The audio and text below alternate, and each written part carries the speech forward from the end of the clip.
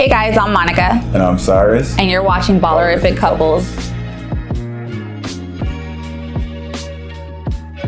Why don't you say 10 things you love about me? Your hair. No. And your eyes. Smile. My smile. Complexion. Okay. I gotta go physical first. I know, I was about to say you're not saying anything. That's why I noticed first. So, complexion. Your kindness. Your assertiveness. Mm-hmm. And I like that you got a little mean streak in you. And you help keep me in line. Okay, you need one more. And you love me, and I love you.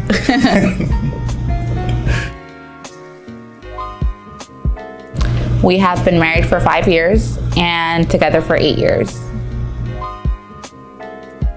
So, I was in college at University of Miami, and towards the tail end of the week, we had basketball camps for the children.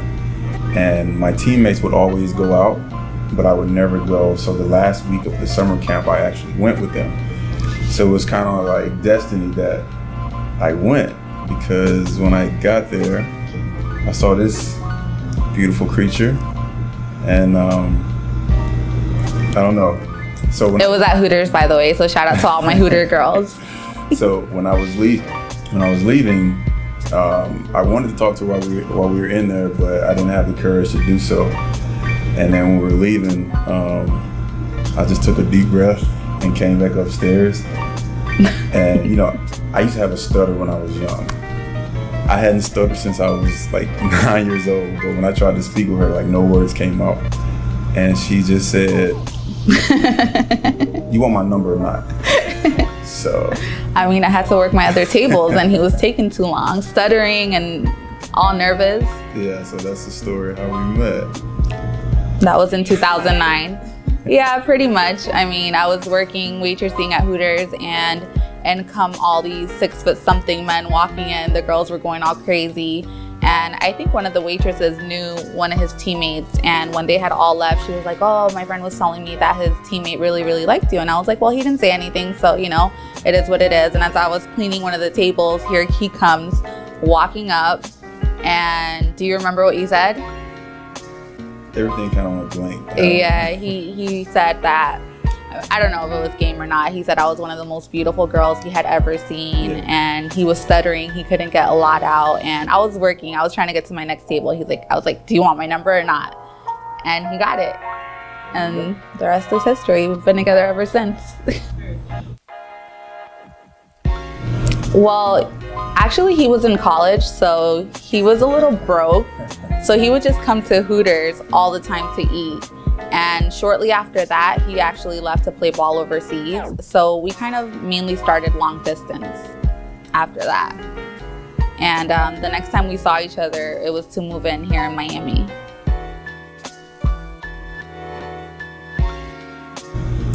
What? 3 years. 2009? Yeah. We got married in December 12th of 2012. So 12/12/12.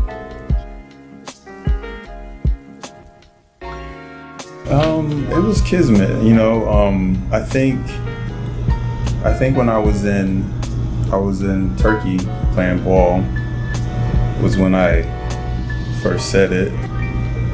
But I've told this story before, but when I came back home after playing basketball, I went to Mississippi, and I was with my sister, and I was just thinking about Monica.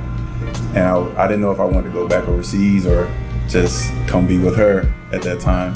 And my sister just was like, "Brother, do you love her?" And I was like, "Yeah." And he's like, "Just go, man. Just go. Don't hesitate. Don't waste time." So I called her and I was like, "Hey, I'm coming to Miami." And then that's that.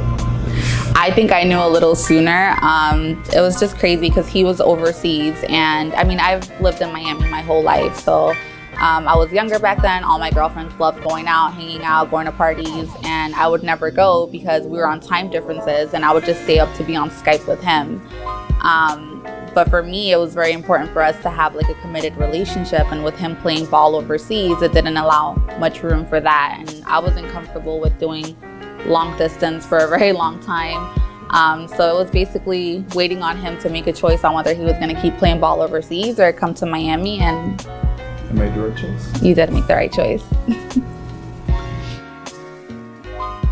Well, you know, one thing I would say, well, we did start like another Instagram page because, you know, him and we struggle with infertility. So we kind of want to bring awareness to infertility. And I think that a lot of the times people in relationships post when they're all good and happy, and they allow you to think that they have the perfect relationship. And we have problems just like any other relationship. We go through struggles, and every relationship is imperfect. You know, we all have our ups and downs. I think there's a community with people dealing with infertility. It's something, as my wife said, that we're shared recently. And, you know, to see the outpour of support and, you know, people reaching out, it's very endearing and touching. And we want to continue that. And just being supportive of other people, just if they reached out to us. Mm-hmm.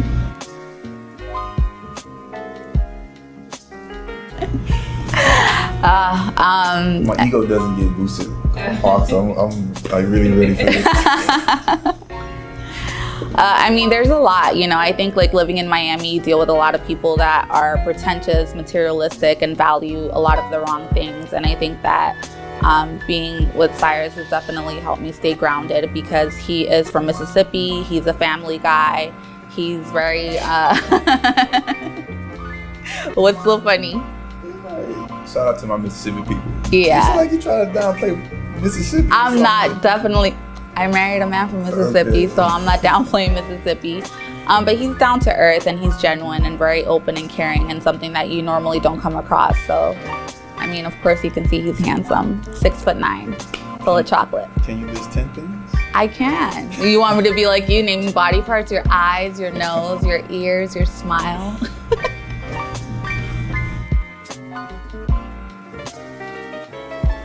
I mean, definitely with relationships and marriage comes a lot of compromise and sacrifice. And, you know, it's always worth it at the end, but it's just kind of hard to get there. And I think that, you know, me being independent, strong, always trying to take care of myself, it's always really hard to be in a marriage where you have to be submissive.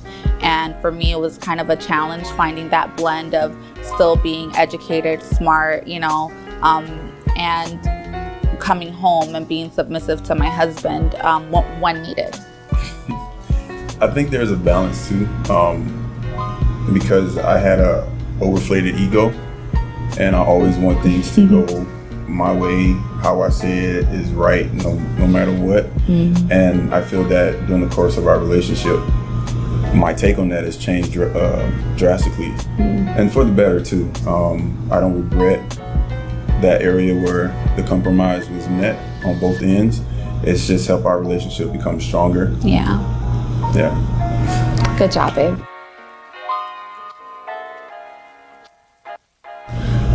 I think to be patient and to remember that love is a choice that you have to make every day.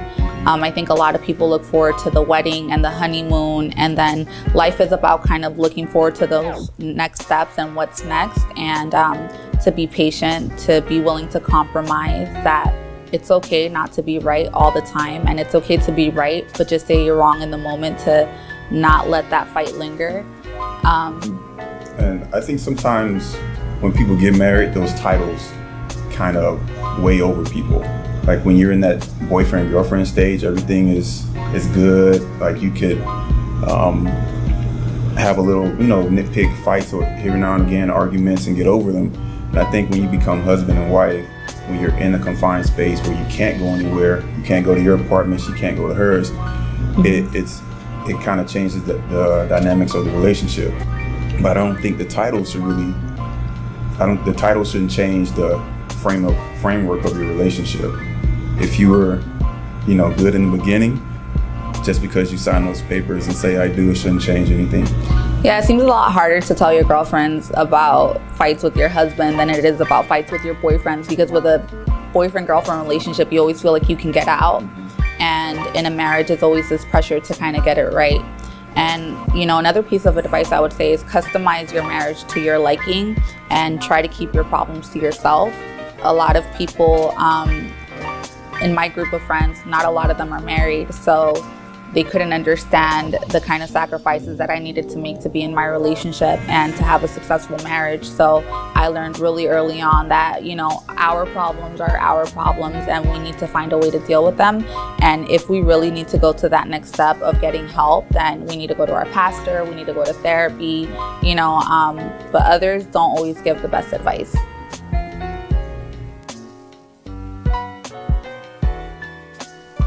When we met, I really wasn't boyfriend material. I really could have fooled me. I had a lot of growing to do. It was like 21, 20? I think so. Yeah. He felt like when you went on dates, you had to go Dutch. And I was like, no. No, that's not true. That is so true. Don't lie. So I had a lot of growing in that regard. Still very young. Wasn't as experienced as Monica was. And I'm 2 years older than he is. So there was a time where we weren't really talking at some points because, like I said, I had an overinflated ego, and there were some points where we weren't talking and everything. But when I got back from overseas, I mean, we still stayed in contact through Skype and everything, hours and hours on end on Skype, on video chats. I mean, it was the best time of my life, honestly. It was just, I was looking forward to seeing her when we came from our morning runs or had a game or finished practice, or after I ate. It was like I always wanted to just dial her up, see how she's doing. This is before FaceTime, so I had to be by the computer waiting for Skype to come on. Yeah. But I mean, I knew at that moment right there, like, she was the one. So the rest is history, you know. So for me, when I first met Cyrus, I was just having fun. I mean, living Miami life, you know, young with all of my girlfriends, having the time of our lives. And, you know, I think as women, we're always ready for a relationship. I was a lot more open, but for the men in Miami, you never know where their head is at. So you kind of want to hold back and be a little more reserved until they prove themselves and show that they're ready for a real commitment. So when I saw that he was taking it more serious, you know, I was more open to a committed relationship because he showed me a lot of values that I normally don't see men in South Florida possess. And I feel bad by saying that. No harm to the men in South Florida. But you know, Miami is known as a party city. I think men come and think all girls here just want to party, and that's not the case. And when we decided we were going to take things serious, he was still playing ball overseas. And with playing ball overseas, I didn't feel like it was secure enough for me to leave Miami and my job and go over there, because they move around a lot and go to different places. And me being forward thinking about when I wanted to start a family, I didn't want to be bouncing around and I wanted to be close to home. So we kind of had to come to an agreement and say, hey, it's not going to work out if you're going to be there and I'm going to be here. We can only do Skype for so long. And he kind of called me one day and said he was ready to make the decision and come to Miami. And I think within a week he was down here. So we dated, we were together for 3 years, and we got married. And now we're looking forward to starting a family. We start IVF next month, so we're very excited about that. And hopefully we'll be welcoming baby McGowan home soon.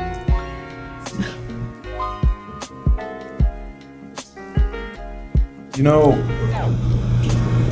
I want 2 kids. I always wanted I always wanted like 5. I was kind of like opposite. You know how little girls, they think about the man that they gonna marry and how many kids they're gonna have? Like, I always thought about having a big family when I was a little kid, because that was what was most important to me. But as I've gotten older, that number has gone from 5 to 4 to 3 to 2. And lately you said you'd be happy with just 1. I don't know, but as long as they're healthy. Yeah. 1, 2, it doesn't matter. Yeah. As long as they're healthy. I think with dealing with infertility, we would just be grateful to have one baby. Yeah, really can't. I would love to, but anything we can get at this point, we'll be happy with. You know, I think that when his mood changes, it's so obvious to everybody but him. And, you know, he'll go from this to being upset, and I'm like, are you upset? He's like, no, I'm not upset. And I'm like, okay. But I think that for the most part, I would say 95% of the time, like, he's happy and jolly, positive vibes always. And my family absolutely adores him. If we ever get into any argument, they're asking me what I did wrong, because in their eyes, Cyrus can do no wrong. And I'm just like, okay. I can't. For the record. I think, like, with Monica, it doesn't even bother me anymore. I've become immune to it. What? You know how, just like a small example, I'm not picking anything from the past. This is just hypothetical. He just want to get in trouble when we get home. You know how, let's just say someone goes to a restaurant and they're not happy with their meal. Sometimes, like me, I'm kind of like whatever type of guy. I'm more like, whatever. It doesn't matter. But she can be sometimes embarrassing. I'm not embarrassing. When she doesn't get what she wants or doesn't like what's been presented to her. Mm-hmm. But at the end of the day, she gets it. But at that moment, it's kind of like, oh my God. I mean, I like my meat like well done. If you bring it to me pink with any kind of pink in it, I can't do it. So it's definitely going back. And she gets the results at the end of the day. So that's what everybody knows about her. Whenever we're in a group situation, if anything's going wrong, everybody's like, hey, Monica, hop on that, handle that. And she does. So, you know, I've learned to live with it. Well, I think when you go out to eat, you're paying your hard-earned money, and you want to make sure. And, you know, I also, like, I work in hospitality, so I think the level of service I expect is a lot higher than most people. And every time I go out, it's harder. I'm always, like, assessing the service that I'm receiving or the quality of the food. So I just want to make sure that it's up to my standards. And when it's not, you know, moment of truth. Okay, so, like, going back to my childhood, my family, if there's something we need to get off our chest, we kind of just say it, and it's like, once it's out there, we absorb it, we don't hold on to it, and then you cool the next day. So another compromise that I had to do in the relationship, instead of being, I don't like this, I don't like that, I kind of had to compose myself first. So I can still show my frustration, even though I don't think I'm showing it. But I can still, like, be frustrated, but not voice it in a way that doesn't come across as rude or disrespectful or anything. And this is the first time he's admitted it, so I'm just so happy it's on camera. Are you sure this thing is rolling? I need a copy of that so I can replay it for you. So, yeah.